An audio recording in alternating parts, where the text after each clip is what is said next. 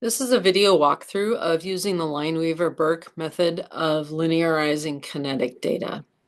So in the Lineweaver Burke equation, what you do is you invert the equation so that instead of the y being v and then having this addition on the bottom, you invert the whole thing. So 1 over v, and then we invert the other half. So we've got km plus s on the top and v max times s on the bottom. This lets us look at the two terms separately. So we've got one term that's km over v max times s.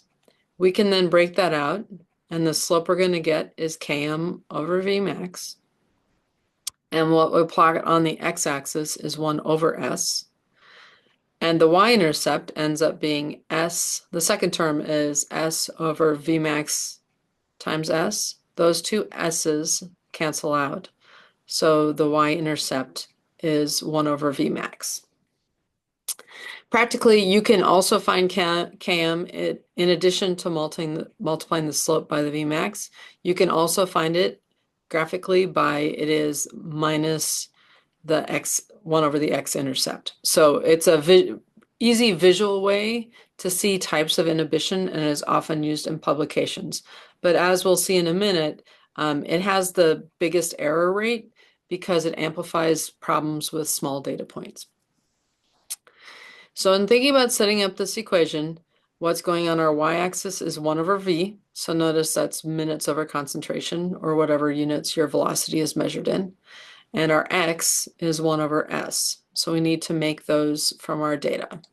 So to make 1 over s, we're going to do equals 1 divided by the substrate concentration. In this case for trypsin, it was paranitrophenyl acetate. So you can write the equation for that. 1 over the velocity is going to be 1 equals 1 over the cell with the rate. And then we can copy those terms down. You can either do Control C, highlight the cells, and Control V, or you can use the little corner pull down and pull it down to copy. And you can check your data points to make sure it's doing what you want it to do. Notice that's 1 over the term I want, so that's correct.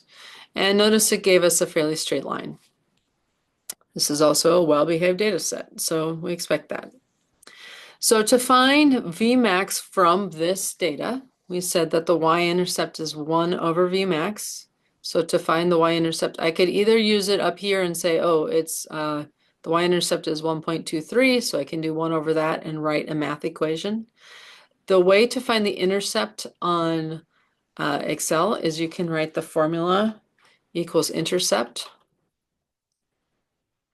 And what's interesting is you do the y's first. So you highlight the cells that contain the y values, and then comma, and then you highlight the cells with the x values and close the parentheses. And it should give you the same value. Why this is a useful tool is notice that in this cell, A, I can do math with it without having to retype it. And B, it has more significant digits. So if you happen to be working with really small numbers, you might not have very many significant figures in the equation that you get from the graph. The y-intercept, you can adjust that using the arrow over term to adjust to how many you have. Notice my data set has maybe 2 sig figs, so we really shouldn't be reporting 583 significant digits. So make sure your numbers are reasonable. To calculate Vmax from that y-intercept, it's going to be 1 over that value. So notice if I click on this, it's 1 over my y-intercept.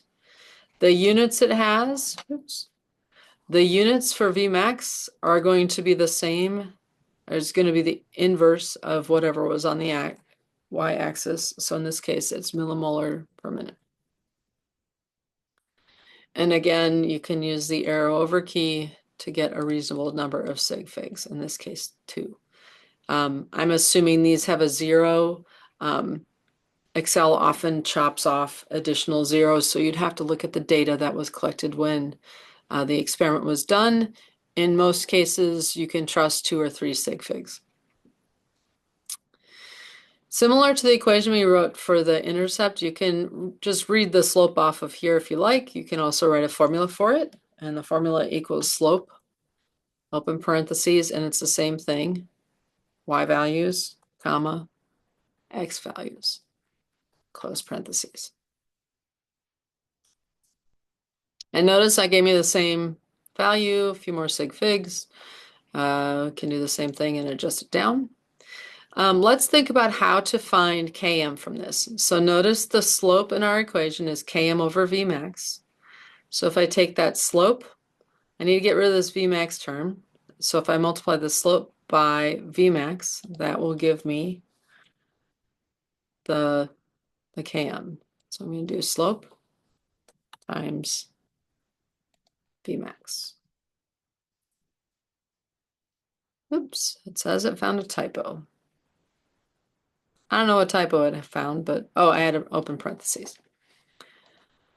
And let's think about that value and how many digits we should have again. We're probably talking 2 or 3. So make sure you adjust it. Its units are going to be the same as 1 over the concentration units. So this was 1 over millimolar, so this is going to be millimolar. And let's compare those values to what we got when we did the nonlinear curve fitting. Notice Km 3.9, Vmax 0.81. If I put those in over here, so let's put those values in 3.9 and 0.81. 0.9, 0.81. That curve does not look like a great fit, in my opinion. So the problem is that it's overemphasizing our low data points, and it also struggles when you've got values that are close to the Vmax. So Lineweaver Burke is not the best linearization because when you look at how it fits the data afterwards, it often amplifies problems with small data points and also struggles if you're close to Vmax.